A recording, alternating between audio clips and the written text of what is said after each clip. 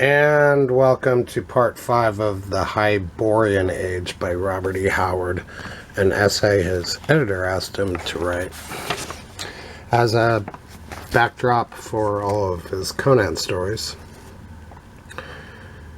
Before I begin, I only had one teacher all through school who ever mentioned Conan the Barbarian, and that would be Mrs. Bean from 9th grade, who talked about Robert E. Howard a little when the 1982 Schwarzenegger movie came out. So anyway, kudos to her. She was a good teacher. The rise of this kingdom drove forth many other tribes, for, defeated in the war, or refusing to become tributary to their castle-dwelling kinsmen, many clans set forth on long treks that took them halfway around the world. And already the more northern tribes are beginning to be harried by gigantic blonde savages, not much more advanced than ape men. And just so you know, by the way, this goes on for another 20 pages, and I'm going to read the whole thing, not in this video, but eventually. The tale of the next 1,000 years is the tale of the rise of the Hyboreans, whose warlike tribes dominate the Western world. Rude kingdoms are taking shape. The tawny-haired invaders have encountered the Picts, driving them into the barren lands of the West. To the northwest, the descendants of the Atlanteans, climbing unaided from apedom into primitive savagery, have not yet met the conquerors. Far to the east, the Lemurians are evolving a strange semi-civilization of their own. To the south, the Hyboreans have founded the kingdom of Koth, on the borders of those pastoral countries known as the lands of Shem. And the savages of those lands, partly through contact with the Hyboreans, partly through contact with the Stygians who have ravaged them for centuries, are emerging from barbarism.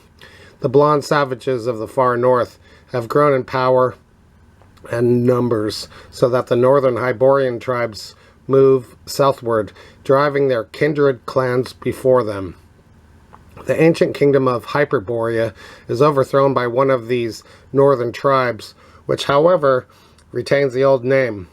Southeast of Hyperborea, a kingdom of the Zamurai has come into being under the name of Zamora. To the southwest, a tribe of Picts have invaded the fertile valley of Zing, conquered the agricultural people there, and settled among them. This mixed race was in turn conquered later by a roving tribe of Hybori, and from these mingled elements came the kingdom of Zingara. 500 years later, the kingdoms of the world are clearly defined. The kingdoms of the Hyboreans: Aquilonia, Nemedia, Berythunia, Hyperborea, Koth, Ophir, Argos, Corinthia, and one known as the Border Kingdom, dominate the Western world. Zamora lies to the east, and Zingara to the southwest of these kingdoms. People alike in darkness of complexion and exotic habits, but otherwise unrelated. Far to the south sleeps Stygia, untouched by foreign invasion, but the peoples of Shem have exchanged the Stygian yoke for the less galling one of Koth. The dusky masters have been driven south of the great river Styx, Nilus or Nile, which, flowing north from the shadowy hinterlands, turns almost at right angles and flows almost due west through the pastoral meadowlands of Shem to empty into the Great Sea.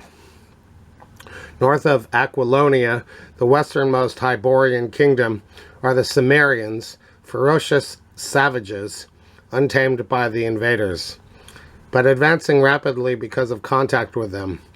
They are the descendants of the Atlanteans, now progressing more steadily than their old enemies, the Picts, who dwell in the wilderness west of Aquilonia. Another 5 centuries and the Hybori peoples are the possessors of a civilization so viral that contact with it virtually snatched out of the wallow of savagery such tribes as it touched. The most powerful kingdom is Aquilonia, but others vie with it in strength and mixed race. The nearest to the ancient rootstock are the Gundermen of Gunderland, a northern province of Aquilonia. But this mixing has not weakened the race. They are supreme in the Western world, though the barbarians of the wastelands are growing in strength. In the north, golden-haired, blue-eyed barbarians, descendants of the blonde Arctic savages, have driven the remaining Hyborean tribes out of the snow countries, except the ancient kingdom of Hyperborea, which resists their onslaught. Their country is called Nordheim, and they are divided into the red-haired Vanir of Vanaheim and the yellow-haired Aesir of Asgard. Now the Lemurians enter history again as Hyrcanians. Through the centuries they have pushed steadily westward, and now a tribe skirts the southern end of the great inland sea, Valayet, and establishes the kingdom of Turin on the southwestern shore. Between the inland sea and the eastern borders of the native kingdoms lie vast expanses of steppes, and in the extreme north and extreme south, deserts. The non-Hyrcanian dwellers of these territories are scattered and pastoral, unclassified in the north. Here's the map again.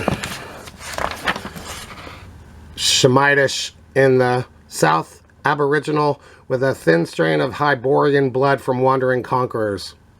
Toward the latter part of the period, other Hyrcanian clans push westward around the northern extremity of the inland sea and clash with the eastern outposts of the Hyperboreans. Alright, thanks for watching. That's enough for today.